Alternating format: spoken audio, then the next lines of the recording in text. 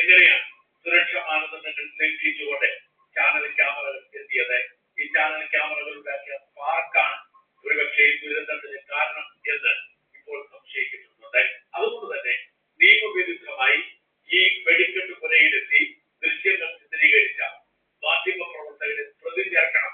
ഈ 15 മരണത്തിന് ഉത്തരവാദികളായി എന്ന് മുറവിളി ഉയരുന്നുണ്ട്. അവർ അവിടെ പോയി ഈ ദൃശ്യങ്ങൾ പകർത്തിയത് കൊണ്ടാണ് ഈ ദുരന്തമുണ്ടായത്.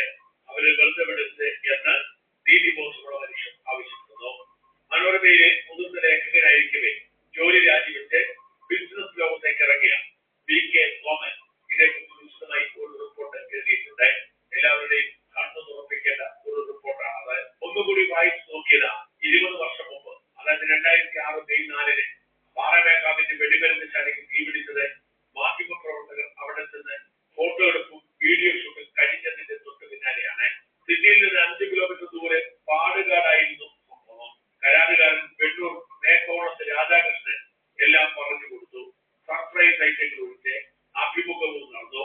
മണിക്കൂറുകൾക്കകം ആ വെടിമരുന്ന് വരെ കത്തി പൊട്ടിത്തെറിച്ച് പുകഞ്ഞെത്തി കരിപ്പടിയായി. 70 വീടുകൾ തകർന്നു. 100ഓളം വീട്ടുകാർക്ക് മാറി താമസിക്കേണ്ടി വന്നു. അടുത്തുള്ള കിണറുകൾ ഉപയോഗശൂന്യമായി. വിയൂർ ജയിലിന്റെ മേൽക്കൂര തകർന്നു. രാധാകൃഷ്ണൻ അടക്കം 7 പേർ കത്തി മരിച്ചു. ഇന്നലെ തിരുവമ്പാടിയിലെ വെടിക്കെട്ട് നിർമ്മാണശാലയിലും മാധ്യമ പ്രവർത്തകർ എത്തിയിരുന്നു. പത്രക്കാരും ചാനലുകാരും എല്ലാം ഉണ്ടായിരുന്നു. ലൈസൻസിൽ മുണ്ടത്തിക്കൊണ്ട് സതീശൻ എല്ലാം വിശദീകരിച്ചു കൊടുത്തു എന്ന് വാർത്തകൾ മനസ്സിലാക്കുന്നു. അവിടെ അമിട്ട് നിറച്ചിരുന്നവരുടെ തമാശകളും മരണ വീട്ടിലൊഴിച്ച് ചാനലുകാർ സംഘടിപ്പിക്കുന്ന പാട്ട് പാടിക്കലും വരെ നടത്തി അവർ പിരിഞ്ഞു. അധികം വൈകിയില്ല. പിന്നെ ഇപ്പോഴും നാം കണ്ടും അറിഞ്ഞും ഇരിക്കുന്ന ദുഃഖകരങ്ങൾ പറയാൻ അവർ വീണ്ടും അവിടെ എത്തി.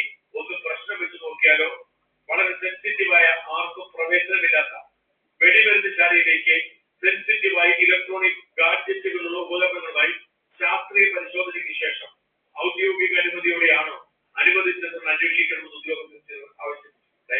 കരിമരുന്നിൽ മുക്കി ഉണക്കാനായിട്ടിരിക്കുന്ന തിരികൾ കത്തി കൊണ്ട് മുറിക്കുമ്പോൾ പോലും തീപ്പൊരി ഉണ്ടാകാൻ സാധ്യതയുണ്ടെന്ന് വെടിക്കെട്ടുകാർ തന്നെ പറയുന്നു. തൃശൂർ പോലീസിന് സാമ്പിൾ വെടിക്കെട്ട് സ്റ്റൈലാക്കിയത് കാരേക്കാട്ട് ജോസാണ്.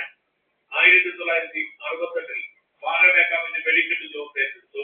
അപ്പൻ ആന്റണിയിൽ നിന്നാണ് ജോസിന് ബിരുദം പകർന്നു കിട്ടിയത്. ജോസ് എന്റെ അടുത്ത സുഹൃത്തായിരുന്നു. വക്കം പുരുഷോത്തമൻ ടൂറിസം മന്ത്രി ആയിരിക്കുമ്പോൾ ഞാൻ പറഞ്ഞിട്ട് ഓണാഘോഷത്തിന് ജോസിന്റെ വെടിക്കെട്ട് നടത്തിയിട്ടുണ്ട്.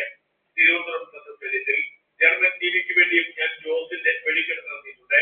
എന്തിന് സിറ്റിലാൻഡ് വരെ ജോസ് ചിന്തിക്കുന്നത് കണ്ട് സാഹിത്യന്മാർ കണ്ടു അറിയിട്ടുണ്ട്. ജോസ് മരിച്ചിട്ട് 10 വർഷം കഴിഞ്ഞു. ജോസിന്റെ കാലത്ത് തന്നെ ഈ രംഗത്ത് സജീവമായിരുന്ന പഞ്ചായത്ത് സെക്രട്ടറി